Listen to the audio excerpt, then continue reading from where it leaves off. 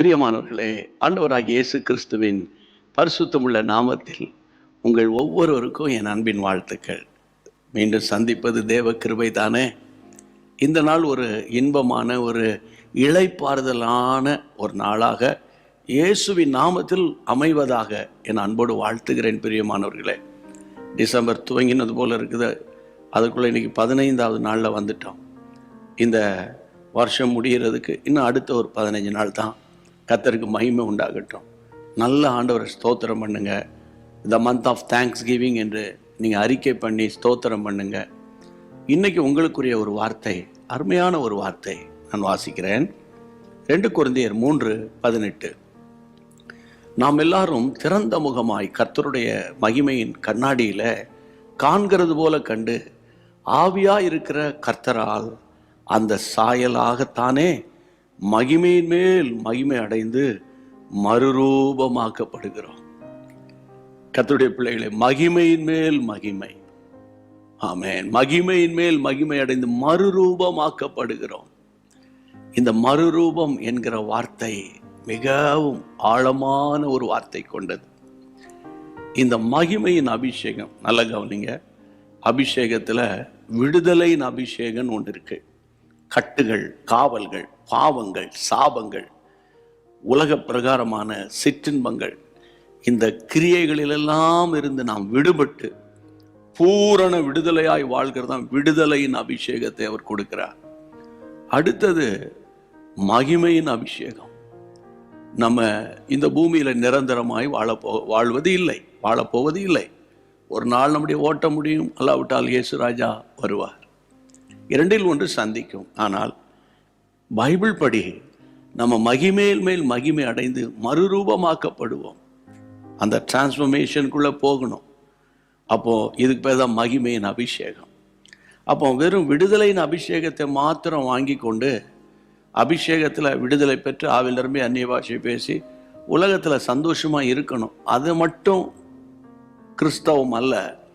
நான் மகிமையின் மேல் மகிமை அடைந்து மறுரூபமாக்கப்பட்டு மகிமையின் ராஜாவை நான் சந்திக்கணும். அப்போ ஒவ்வொரு நாளும் அந்த மகிமையின் மேல் மகிமை அடையணும். அந்த அந்த அந்த மகிமையின் அபிஷேகத்தால் என்னை நிரப்பணும். அந்த தேவ பிரசன்னத்துக்குள்ளே நான் போகணும். இந்த பூமியில் நான் குற்றமற்றவனாய் வாழணும். பிறருக்கு ஆசீர்வாதமாய் இருக்கணும். எந்த விதத்திலும் தேவனை விட்டு வெளியே போயிடக்கூடாது. நான் பெற்ற ரட்சிப்பை, அபிஷேகத்தை காத்து கொள்ளணும். ஆமென். ஒருவருக்கும் நான் ஒரு இடைஞ்சலை உண்டாக்காமல், இடரலை உண்டாக்காமல், யாரோடையும் கசப்பு இல்லாமல், வைராக்கியம் இல்லாமல், யாவரோடும் சமாதானமாக இருக்க முயற்சி பண்ணணும். தெய்வீகம் என்னிலிருந்து வெளிப்படணும்.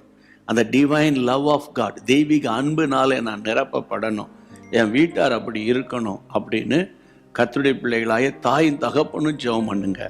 பிள்ளைகளும் அந்த மாதிரி நீங்கள் ஜெபிக்க வைங்க. சரியா? விடுதலையின் சுவிசேஷன் ஒன்று இருக்குது. அதை கேட்டு தான் நம்ம ரட்சிக்கப்பட்டோம். மகிமையின் சுவிசேஷம், அதான் இப்போ நான் பேசிக்கிட்டு இருக்கேன். ஏனென்றால் மகிமையின் மேல் மகிமை அடைந்து மறுரூபமாக்கப்படணும். சரியா? கர்த்தருக்கு ஸ்தோத்திரம். ஒரு நாள் வரும், நாம் மறுரூபமாக்கப்படுவோம். ஆண்டவருக்கு மகிமை உண்டாவதாக. ஜெபம் பண்ணிடுவோமா? எல்லாரும் என்னோடு கூட சேர்ந்து கைகளை உயர்த்துவீங்களா?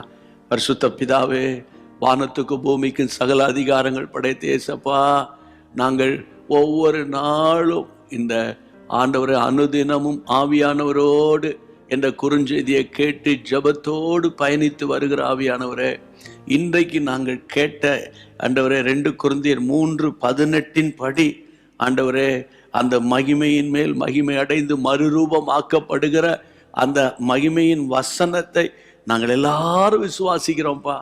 ஆண்டவரே, எங்களை உம்முடைய பிரசன்னத்தால் நிரப்புங்க, கிருபையினால நிரப்புங்க. சத்துருவின் கண்களுக்கு எல்லாரையும் மறைத்து கொள்ளுங்க. யார் யாரெல்லாம் என்னோடு கூட சேர்ந்து ஜெபிக்கிறார்களோ, இயேசு கிறிஸ்துவின் நாமத்தில் உம்முடைய பிள்ளைகள் பலனடைவார்களாக. புது கிருபையினால் நிரப்புவீராக. இந்த ஜெபத்தை கேட்ட கர்த்தருக்கு ஸ்தோத்திரம்.